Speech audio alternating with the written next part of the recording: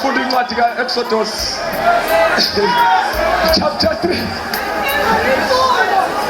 Ribo Sambri Sandahai. Oh, Shaprusa Makapro. Isomaya Tali Prosa.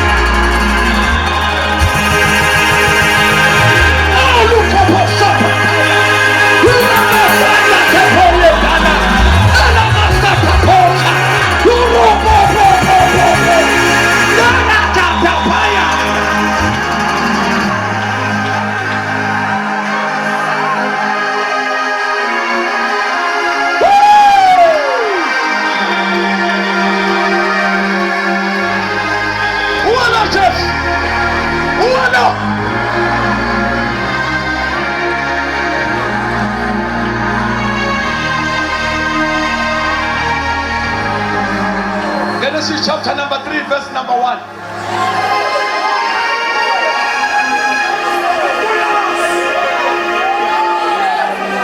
Okay. uMose walusa izimvu zikaJethro umkhe wakhe umpristi wakwaMidiyani waziqhuba izimvu waya ngaphambi kwehlane waze wafika entabeni kaNkulunkulu iHoreb. Wayiqhuba wabonakala ingilosi ke kaJehova langabini lomlilo livela phakathi kwehlahla wabuka bheka isihlahla savutha umlilo kepha isihlahla asiphelanga nokho.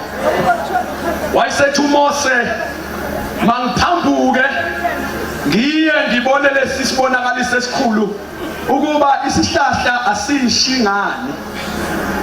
Ufo wogcina uthi uNkulunkulu esebona ukuthi uyaphambuka ukuyobuka.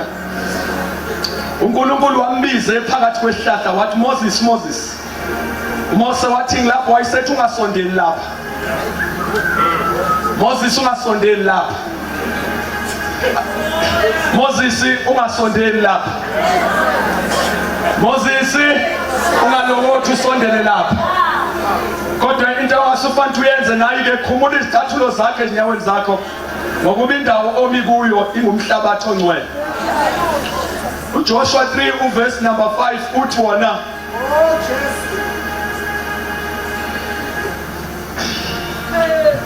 ngisho 3 verse 5 uthi wona ke uJoshua wathi kubantu zingweliseni ngokuba kusasa uJehova uyakwenza izimangaliso phakathi kwenu.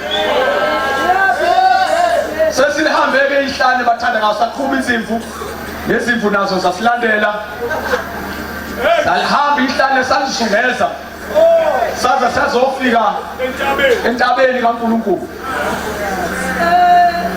Masifika lapha entabeni kaNkulunkulu kunezinto zakhona nje engaqondakala ezenzakalayo. Number 1 sifike siyithela phezulu kwesihlahla siyavutha sivutha umlilo. Uma sivutha umlilo sinjalo kodwa inkinga manje isihlahla asipheli. Number 1 asishi futhi asipheli. Njengabantu ke nami futhi ngizokwenza njalo. Now uMoses futhi ke ngeke kulunge ngize ngihambe kule ndawo ongayibonanga lento eduza wengisondele ngiyibona. Uthi isihlahla lesasishingani ade isihlahla lesishayo asipheli ngani. Lithi iBhayibheli uma ethatha istepisi sokuya lapho lithi izwi likaNkulunkulu uNkulunkulu wayeseyambona. ukuthi uMoses usondela esihlahleni esivuthayo kodwa esingaphelile. Wase kuphuma imessage eyehla uNkulunkulu. Yaqala lambiza qala ngegama ukuze angabi confused. Azacabanga ukuthi mhlambe kukhona umunye okhulunywa naye. Kwathiwa Moses wasabela wathi yebo yimi lo okhuluma naye baba. Wayesethi ke uNkulunkulu, Moses usuhambe wazonyathela endaweni, wafika endaweni la khona okunemgomo nembandela mawuzosondela khona. Le ndawo ohamba kuyona ayifani naleyo ojwayele kade lokuhamba kuyo. This is a different place. La umusunyathela la kune instruction. Sekuthiwa ke Moses ayikho problem yokuthi ungasondela. Vele inhloso yokuba ngilethele sisibonakaliso bengisilethele ukuthi wena ubone futhi usondele khona. Kodwa kunama terms and conditions. Mawusosendela la Moses ngicela ungenzele into eyi-1. Khumula icathulo esenyaweni zakho. Yo, isizathu esizingenze njalo Moses angidlali ngawo. Ngithi sikhumuliso ukuthi umhlabatho unyathela manje. Hayi. Ungcwele. Jesus. Moses, in other words, ufinyelela kwi-dimension.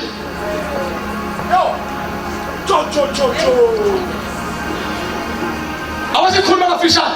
Sasivele isihlahla sivutha. Ola lo asiqalanga ngoba sekufika uMoses. uMoses wayengakaqondani naso.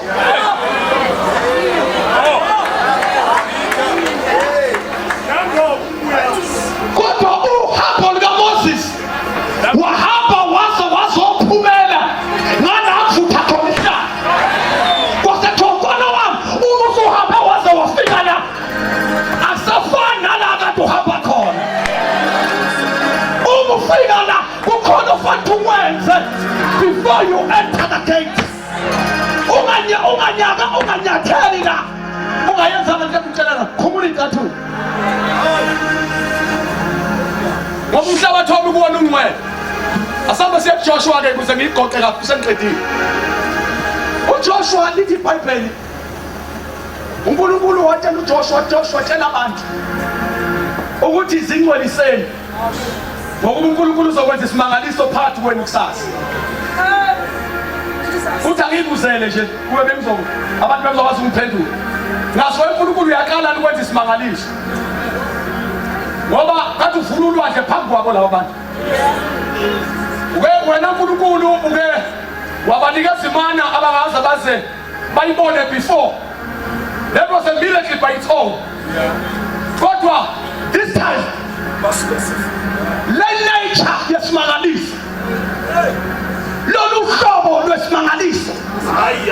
Oluzothethelwa manje lunama terms and conditions. Lesi simangaliso uzosibona kusasa. Sidinga ukube udlule ekuyingcweliseni qala. Ngoba kumele wenze mistake. Wanyathela kulesi simangaliso ungayingcwelisanga. Isimangaliso sizokukhafula.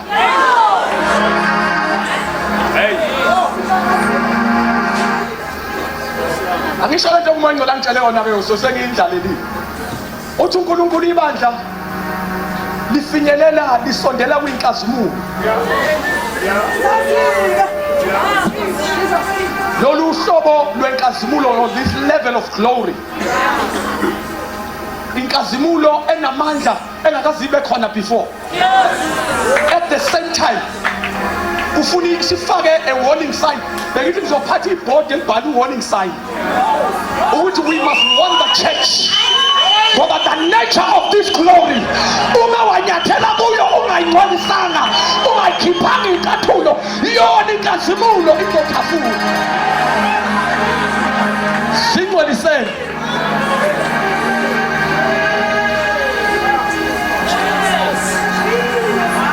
Singcweliseni. Ngoba uNkulunkulu uzokwenza isimangaliso kusasa. Singcweliseni. Ngoba uNkulunkulu uzokwenza isimangaliso kusasa. Uthi ke umuntu anginika yona uNkulunkulu uthi returning the message of holiness.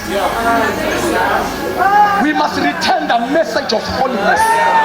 Webo Joshua, sikhona sibo Joshua namu Joshua namu Joshua. Return the message of holiness. No, return the message of holiness. Ngidliwe lo yangikhalisa wathi umoya ngcwele iphindiselele umyalezo wobungcwele. Uthi ubungcwele akhulunywa ngabe ebandleni, ubungcwele abusagcizelelwe ebandleni. Ikhona into esishoyo kodwa uNkulunkulu hayibuya imessage yobungcwele.